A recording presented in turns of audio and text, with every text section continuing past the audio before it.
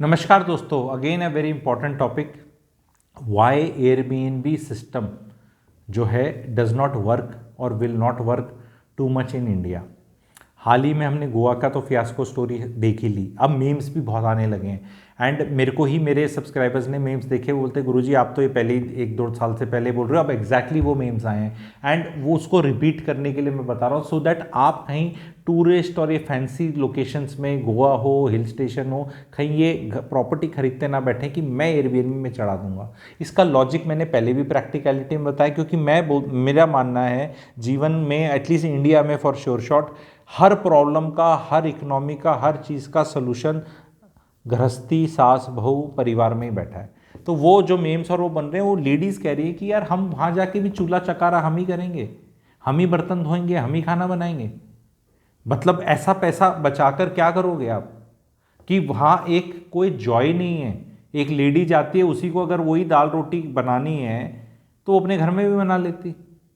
तो इसी कारण से एक ये है। दूसरी चीज़ ये है कि बिल्कुल बैचलर्स को ज़्यादा एयरबीएनबी वाले भी ऐसे करके वो खुश नहीं रहते, क्योंकि फैमिलीज आए, फैमिलीज जा नहीं रही हैं। और कई बार क्या होता है, अगर आप एक प्रॉपर्टी में चले गए, वहाँ बैचलर छड़े अपनी बदमाशी कह लो या वैसा माहौल कह लो कर रहे हैं, और वहाँ शादीशुदा है, वो वैसे ट्रबल रहता है।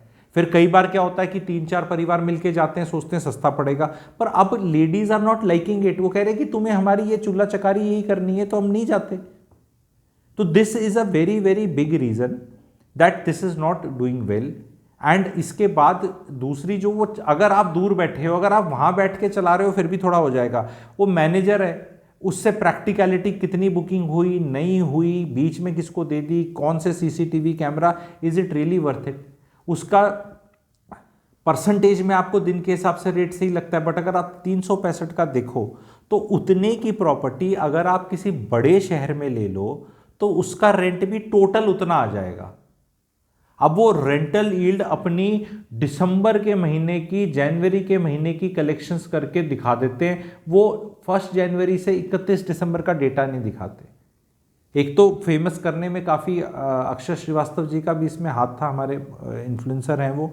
अब वो नहीं प्रमोट करते, वो दुबई का सिस्टम हो गया, क्योंकि 1-2 प्रॉपर्टी आपकी सस्ते दाम में, सबसे बड़ी चीज़ तो है रेंटल यील्ड में प्रॉपर्टी कितने की ली।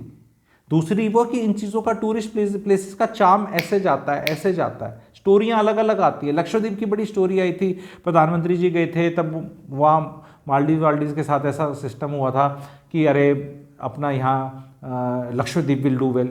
आज आप टिकट देख लो, दिल्ली से आपको अगर लक्षद्वीप पहुँचना है, गूगल करके चेक कर लो कितने पैसे लगते हैं आपको, और मालदीव्स में जाने के कितने पैसे लगते हैं, आपको अपने आप पता चल जाएगा। और वहाँ किधर रहोगे, क्या खर्चा पानी है और क्या एंजॉयमेंट है। ये कहना बहुत आसान है हर चीज़ में कि एयरबीएनबी कर लो या ऐसे कर लो वैसे कर लो, प्रैक्टिकलिटी देखनी ज़रूरी है। प्रैक्टिकल जगह इन्वेस्ट करें, फैंसी टूरिस्ट प्लेसेस में आप इन्वेस्ट बिल्कुल ना करें। सरदर्दी बहुत ज़्यादा है, एक टेनेंट चढ़ाना एफर्ट लगता है। हाँ, प्रॉपर्टी मैनेजमेंट फर्म्स भी आ रही हैं, काफ़ी उसको स्ट्रीमलाइन किया जा रहा है, पर फिर भी एफर्ट है। आप उसको ज़ीरो एफर्ट नहीं बोल सकते। आपका एक बड़े शहर में कहीं दूर फ्लैट है तो कुछ एफर्ट लगेगा आपको। भाई एयरबीएनबी में उससे 10,000 गुना एफर्ट है। सिक्योरिटी के इश्यूज अलग हैं, लॉ के इश्यूज अलग हैं, मैनेजमेंट के इश्यूज अलग हैं। तो सरदर्दी है, जिन जिन ने ले रखी है सब सेल में निकालना चाह रहे हैं कि हमें नहीं करनी। कुछ लोगों की अच्छी हिट कर रही है, पर that is not Airbnb, it is more of a vacation home which the owner is running. देखो, ओनर कोई चीज रन करे उसका फिर आप उसको एयरबीएनबी नहीं बोलते। हाँ, उसका मॉडल एयरबीएनबी वाला बोल देंगे, लेकिन भाई वो वहां खुद बैठा है, खुद बैठे वाला अपना कोई फालतू का खर्चा नहीं करेगा। जैसे कहते हैं ना, अगर आदमी अपनी खुद टैक्सी चला रहा है तो 100 रुपये कमाएगा, और यही दूसरी टैक्सी निकाल दे किसी ड्राइवर के नाम की तो 80 रुपये कमाएगा, अगर उसका रिश्तेदार या उसके गांव का लड़का है। और रैंडम किसी ड्राइवर को देगा तो भाई 50 रुपये कमाएगा। तो खुद चलाने पे जहाँ 100 रुपये बच रहे हैं, वहाँ दूसरे को देने पे बहुत कम बचता है। मैं उसकी तनख्वाह काट के भी जो सेविंग्स बननी चाहिए उसका भी एज ए परसेंटेज कम करके बता रहा हूँ। तो कई बार it is just not worth it. And कई बार अब भी लोग जो लेट सो के जाग रहे हैं, स्टोरियां सुनाई जा रही हैं, लॉन्चेस हो रहे हैं, मैं देख रहा हूँ टूरिस्ट प्लेसेस में अभी भी बहुत अट्रैक्ट करने की कोशिश कर रही है। हालांकि सोशल मीडिया पे फट चुका है ये कि टूरिस्ट प्लेसेस में लोगों का मन भर जाता है, लोकल पॉलिटिक्स के इश्यूज हैं, आपको तो सफ़ेद हाथी लेके बैठ गए। अगर आपने इंडिया के टॉप 7 शहरों में जो भी आपको पसंद है, नॉर्थ साउथ में जहाँ पे भी, एक छोटा 1 BHK 2 BHK आपने ले लिया, वहाँ इंसान का बच्चा हमेशा रहना चाहेगा, वो उसको शहर पसंद हो ना हो, वहाँ पोल्यूशन हो कितना मर्जी, वहाँ ट्रैफिक जैम कितना मर्जी हो, वहाँ रहना कितना बेकार हो, उस शहर के बारे में कितनी नेगेटिविटी हो, एंड सारे शहरों के बारे में।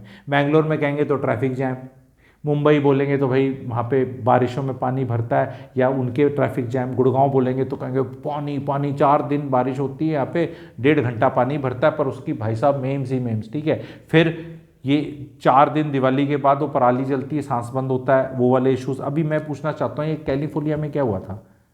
कैलिफोर्निया में तो हॉलीवुड जल गया आपका सारा, वो भी तो अमेरिका है, वहाँ भी तो लोग जी रहे हैं।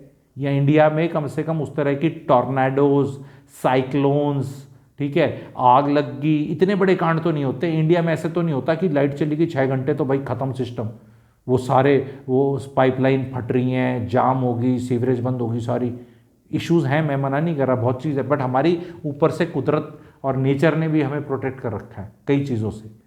तो उसमें टूरिस्ट वाली जगह कचर पचर कचर हो गई हैं। Hotels is something which should do well and people want to go to hotels, because अब होटल्स के आप शेयर्स देखो कि जब आप वॉक इन करते हो तो एक वेलकम ड्रिंक मिलता है, वहाँ फोटो खींचती है, माहौल होता है उस तरह का, सेफ्टी सिक्योरिटी नंबर्स में है और सारा ट्रेंड स्टाफ मिलता है। एयरबीएनबी में आपको कहाँ से ट्रेंड स्टाफ मिलेगा? अगर उसमें उतना ही खर्चा पानी आपने कर लिया तो फिर प्रॉफिट मार्जिन क्या आपका? और अगर आपने वो सारा तामझाम कर दिया तो आपका जो रेट है पर डे का वो होटल के बराबर हो गया। अब होटल के बराबर ही होगा तो बंदा फिर वहीं जाएगा। वो आधा टाइम तो जो बड़े होटल होते हैं 5 स्टार लगा लो या 4 स्टार वगैरह भी, उसमें सबसे ज़्यादा जो लुक फॉरवर्ड करते हैं बच्चे, इवन टूरिस्ट, गृहणियाँ, इवन मेल्स भी, वो सुबह का ब्रेकफास्ट है, उसमें आपको 15 डिशेस चाहिए। रोज़ भी एक ने डोसे खाने हैं, एक कोई परोठा खा रहा है, कोई पूरी खा रहा है, कोई वो अंग्रेजों वाला खाना खा रहा है, जो भी सबको रोज़ रोज़ चाहिए, जूस मिल रहा है, कोई पॉरेज बोल रहा है, कोई म्यूसली बोल रहा है। तो वहाँ तो मज़ा रखा होता है, बच्चों के चेहरे पे एक्साइटमेंट होती है, चॉकलेट पेस्ट्री, ये पेस्ट्री, जूसेस, फ्रूट्स, फलाना। बुजुर्ग चला जाए जो सब इतना पचा नहीं सकता, उसके लिए सारे अलग सामान है, लाइट लाइट वाले जो उसको खाने। कॉफ़ी 4 तरह की है।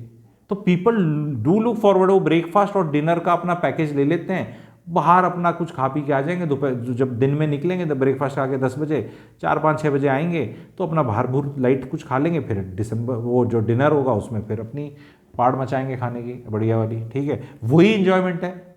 मैं खुद फूडी हूँ तो इसका ये मतलब नहीं कि वो है, पर ये एयरबीएनबी में आपका मिसिंग है सारा, तो कोई स्वाद नहीं है।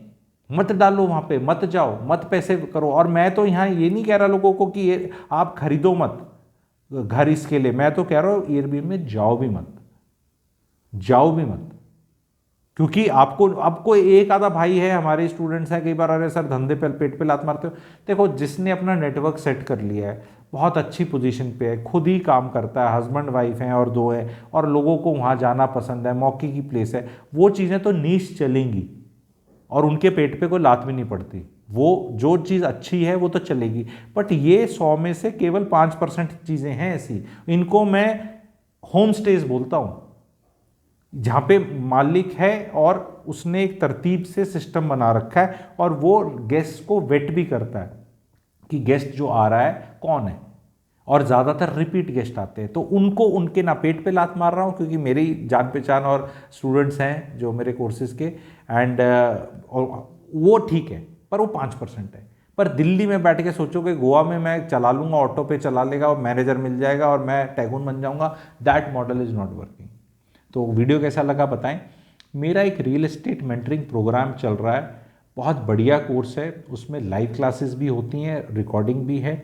जो भी उसमें एनरोल होना चाहता है, रियल एस्टेट की प्रैक्टिकल जानकारी मिलती है उसमें, तो REMP मुझे दिए हुए नंबर पे व्हाट्सएप करके एनरोल कर सकता है। डिस्काउंट्स थोड़े ऑन है नए साल के, एंड 12 से 14 बेहतरीन क्लास 2-2 घंटे की मिलेंगी। उसका एक डिटेल्ड सिलेबस भी है, वो भी आपको बता दिया जाएगा। तो please avail that, because nobody teaches real estate anywhere तरीके से, क्योंकि हर जगह अब मेरे को ये लग रहा है आर्टिकल ये आ गया, आर्टिकल वो आ गया। जैसे एक सिंपल सा आर्टिकल है कि सेल्स डाउन अक्टूबर टू दिसंबर दिख जाएगा, गूगल मारना 12%, 14%, कोई भी शहर का बता देगा, लेकिन उसके कोने में एक लिखा जाएगा कि सेल्स डाउन 14%, लेकिन न्यू लॉन्चेस डाउन 30%।